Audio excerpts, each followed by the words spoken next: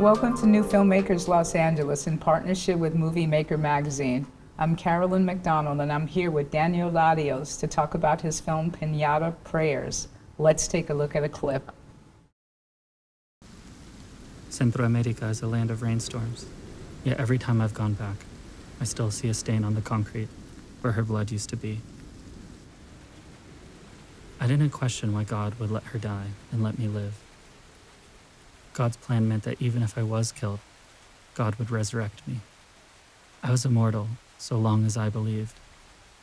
And so anytime the gangs would come for us, I would pray and trust the plan.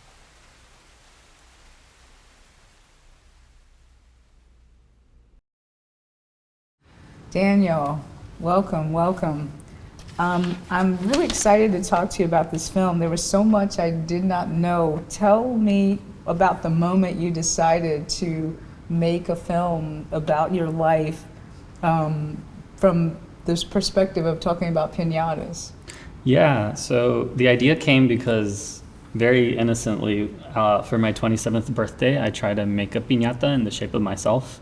Because I thought it would be funny to have my friends basically beat me up in effigy, and so I was like, how hard can it be? Like, you know, I know it's like essentially a form of paper mache, and you just kind of like maybe could fill balloons and various objects and kind of paste around. And then I severely overestimated my ability, and what I thought was going to be like a one-day thing ended up being like 2 months of trying to figure out this piñata, and by the end of it, I was really stressed and just exhausted, and also kind of attached to what I had made. And I was like, am I gonna have to smash this? I don't know.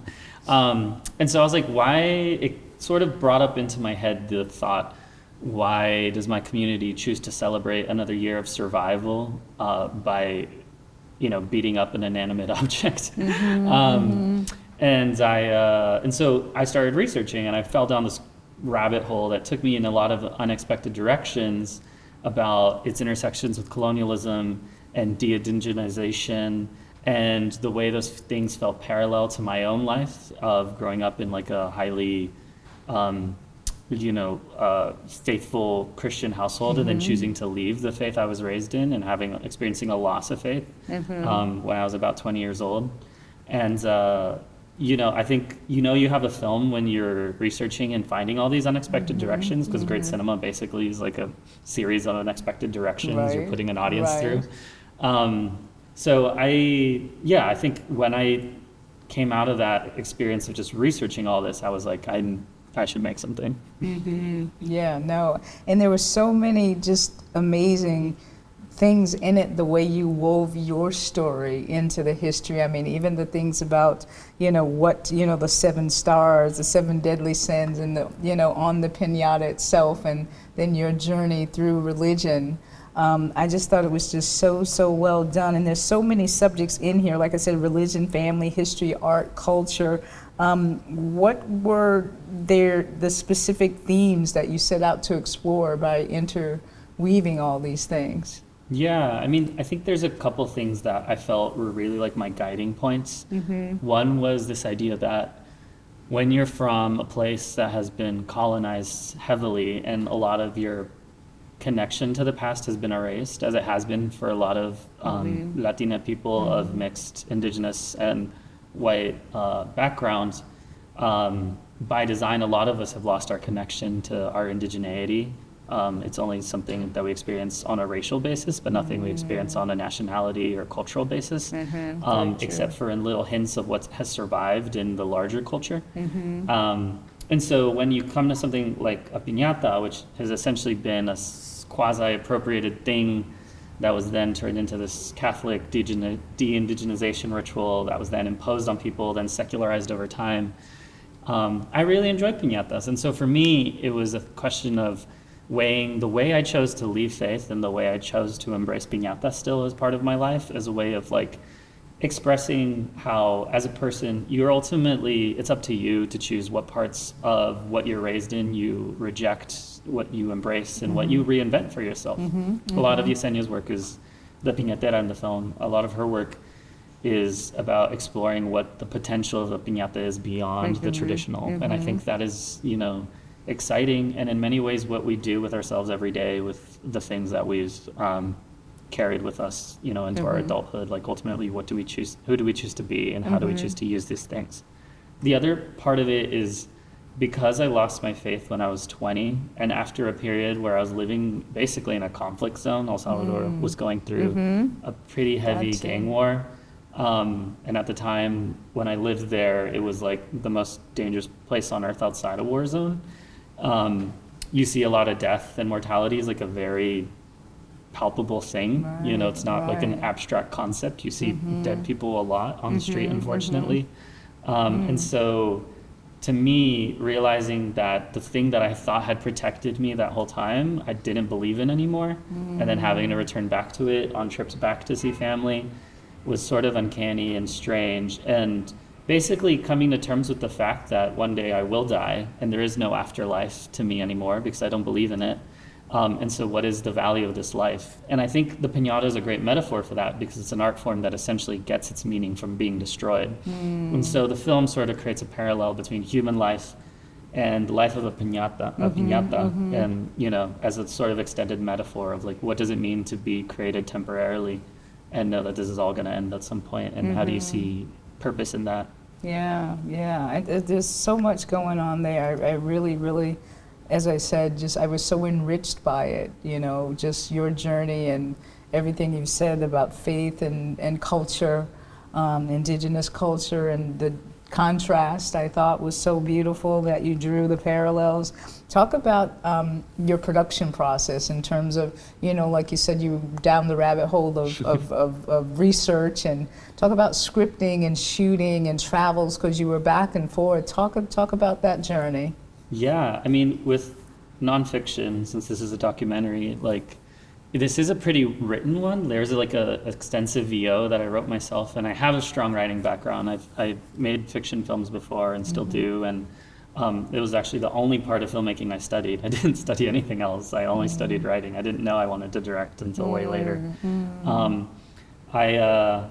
The main thing I knew is that I could draw on my family and our records, because I knew we had all these tapes and all these photos of growing up, because my dad knew how to work a camera, and I think my mom won a camcorder at a raffle in her office. So like we actually had that, whereas a lot of other families like of lesser means too, and like the kind of places we grew up in, like sort of immigrant Salvadoran community, maybe didn't have as much documentation of their childhoods. We had a lot. That's great. Comparatively. So the problem is that none of that was digitized. So I had to take it upon myself to go and get everything digitized and then assess what can I speak to that's in the archive and what do I need to find another way to talk about.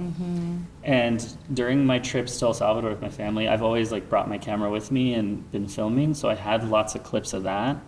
And I knew I wanted to have a conversation with my mom, because I remember it was like a very vivid memory of me when I told her that I stopped believing in God, and her reaction. And, you know, like we had both grown a lot since then, and I felt I was at a place in life where I felt we both felt comfortable talking about it, whereas for a while it was like walking on eggshells. And I think it was important to be at a place maturity-wise where I felt I could engage with the topic.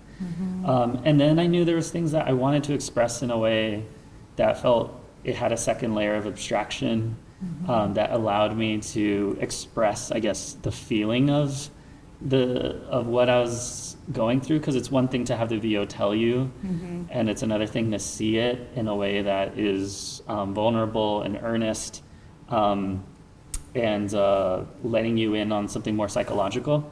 And so that's how we came up with building piñatas for the film, and dangling them from basically the ceiling of a stage, and kind of creating this creative space where we have like movement artists and dancers moving with the piñatas and interacting with them. And it was important for me to incorporate dance because the mortality is about the body to me, and the piñata is a body too. And these are things that you feel physically, and I wanted that in the film. And also in the religion I specifically grew up in, we weren't allowed to dance, so it was also a little rebellion for me to kind of like insert that in some way, though that's not explicit within the film. Like it was obviously a very legalistic, strict religion. But you illustrated that with the ropes. I thought was beautifully. You spot on now that you're explaining it, that visual of people dancing with these ropes around them with the audio in the background. You just was... And blindfolded, because I wanted to have the language of the piñata and the dances and how they're like the idea of the piñata being something that you smash it and identify where it is, the danger is by faith. You know, so I wanted the dancers to be blindfolded and to have these ropes on them, because the rope, you know, you hang a piñata from a rope, but also it's like an existence symbol of just like birth, of like connection to life. You know, in mythology, you know, like in Greek mythology, they have like the string and then you cut it and then you die, you know, so. Umbilical cord, all Yes, that. exactly. Yeah. So it felt multi-layered without having to like put my finger on it. So that's why I incorporated those things. Yeah, it's so well executed, and there's so many. I could be here all day talking with you about it, but we don't have that time. There's so much going on, and wonderfully done. So tell us, where can people follow you and find out more about other things you're working on, this film, where they can see it and all that? Yeah, well, I have a website, which is my name, just daniellarios.com. I'm planning on rebooting around like more of like a production company thing, but you know, you heard that here first, but we haven't haven't finished up tidying up the branding or whatever, but we're working on it. And then I'm on Instagram. You can find me at a Daniel in distress, like a damsel in distress, but a Daniel in distress. So you can follow me there. The film itself also has an Instagram, which is Piñata Film. Unfortunately, they don't allow Enya in Instagram, so it's Piñata Film, but it's Piñata Film. So they can follow me there. And you could also just hit me up. My email's on my website. People can just talk to me. I'm pretty accessible, and I'd like to be easy to find at this point in my career. Maybe that'll change. But well, great. It's been really nice talking to you, and I wish you all the best with it. It's a great film, and I think people will get so much out of it on so many layers, you know, historically, culturally, and personally. Yeah, thank you so much. I really appreciate it. You're welcome.